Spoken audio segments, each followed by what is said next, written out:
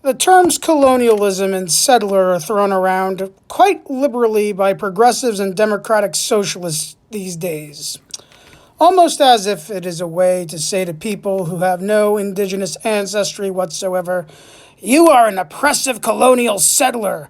We don't want you here. Go back to where you came from, you evil, evil white settler."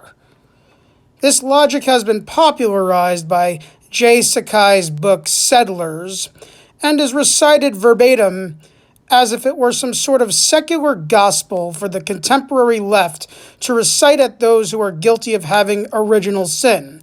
Never mind the fact that J. Sakai, who lives in Honolulu, is a settler himself by his own definition.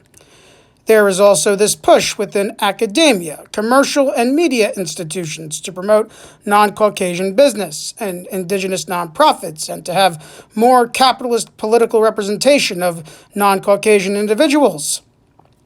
To an extent, there is an agreement. More representation and the promotion of diverse business is a positive sign that we have moved beyond our homogenous capitalist past.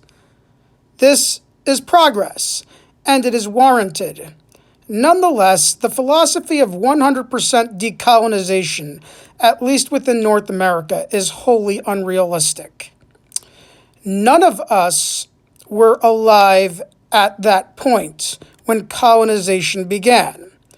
What has been done has been done. An egg that was cracked, beaten with the addition of cream, and then scrambled will never go back into its original state after 5 minutes on the frying pan. That egg will never be placed back into its shell, no matter how hard we try to do so. That is not saying that we can't do anything to prevent more eggs from being cracked and scrambled. That is within our control. The term colonial settler is being used by capitalist institutions like the Rockefeller Foundation that is not meant to help the colonized, but instead used to destroy cohesion among the proletariat via putting people of a historically more exploited race against the historically less exploited race as a means to strategically take animus away from our collective struggle against neoliberalism and global capital, promoting these terms to cover the blood-stained path of their more brutal past. Before this interpretation is distorted by a segment of the socially deconstructionist Malthusian left, let it be clear, we who identify as so-called tankies accept and embrace anyone who is ready and willing to combat imperialism and neoliberalism. It doesn't matter what your race, gender, or background may be. So long as that you are willing to wage a struggle against the forces of monopoly and imperialism, we will consider you as a comrade. With that stated, we also frown upon the more historically exploited members of the proletariat attacking the historically less exploited members of the proletariat for matters that occurred over 500 years ago. We believe in proletarian unity, not proletarian division, as it will take all of us in collective class struggle to defeat Wall Street. As far as the philosophy of giving land back goes, without a doubt. As we look at the electoral map, there is that saying that the progressives love to throw around, land doesn't vote. Indeed, land doesn't vote. All that open land in the mainland United States, regardless if it's privately owned or federally owned, should be 100% repatriated back to the indigenous within the United States, and that repatriation should be enforced by the federal government. That is not saying that we should erase the existence of the United States and everybody who is non-indigenous goes back to where their ancestors originally came from. In that case, excuse me, I would have to chop off both of my arms, sending one arm to Puerto Rico, as my great-great-grandmother was Taino, and I would have to chop off another arm and send it to Galicia, as my great-grandfather was from that region of Spain. And then I would have to chop my head off and send it to Rome, because I am Italian after all.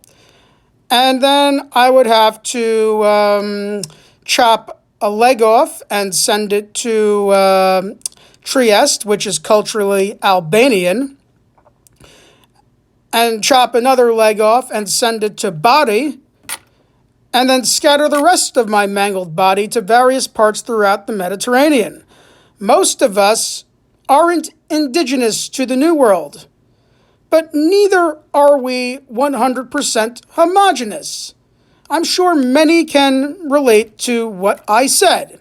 We are an amalgamation of many peoples willingly and unwillingly brought here to serve the interests of capital.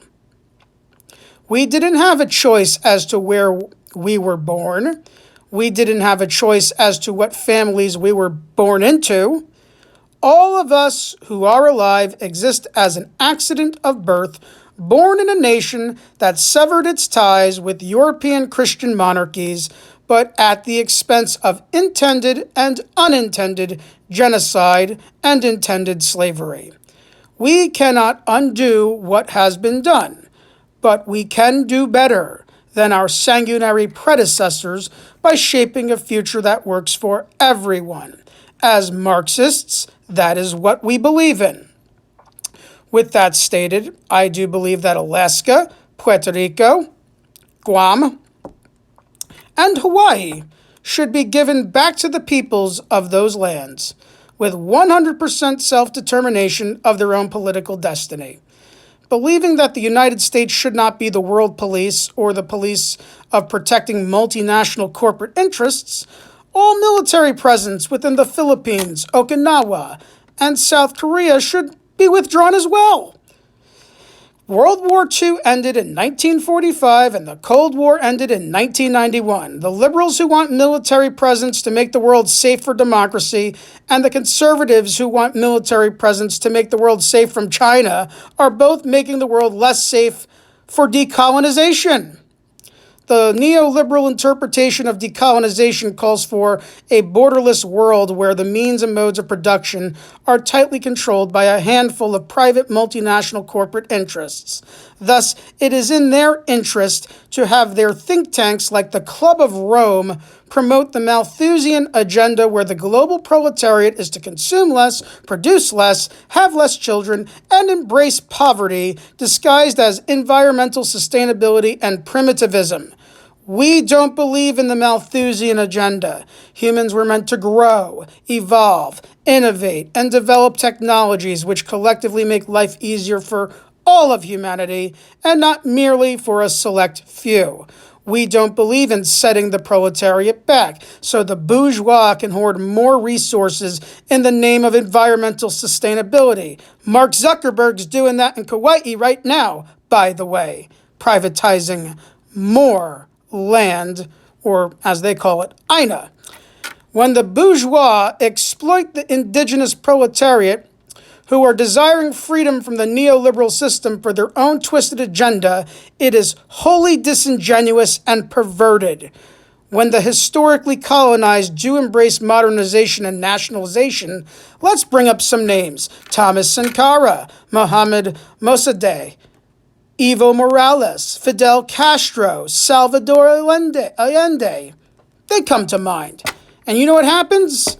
They're either outright ousted by forces that work on behalf of the international community, aka neoliberalism, or they are undermined by the international community so that they might capitulate their self-determination to their sphere of influence.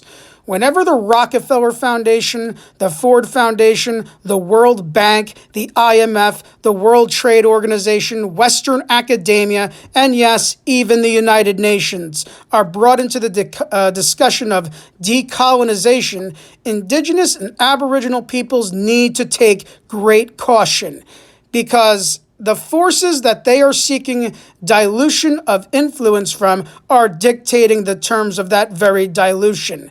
Capital will always work on behalf of capital's interest, even if they have to use faux third world socialist and with indigenous characteristics to advance that influence.